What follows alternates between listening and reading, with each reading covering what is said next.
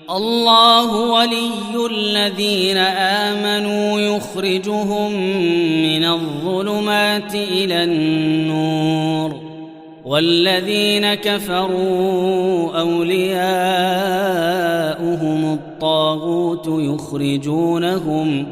يخرجونهم من النور إلى الظلمات أولئك أصحاب النار هم فيها خالدون.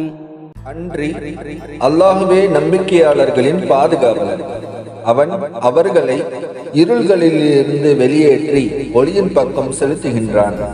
ஆனால் நிராகரிப்பவர்களுக்கோ அவர்களின் பாதுகாவலர்கள் ஷைத்தான்கள். அவைகள் அவர்களை ஒளியிலிருந்து நீக்கி இருள்களின் பால் செலுத்துகின்றன. அன்றி அவர்கள் நரகவாசிகள், மேலும் அவர்கள் அதில் நிரந்தரமாக தங்கிவிடுவார்கள்.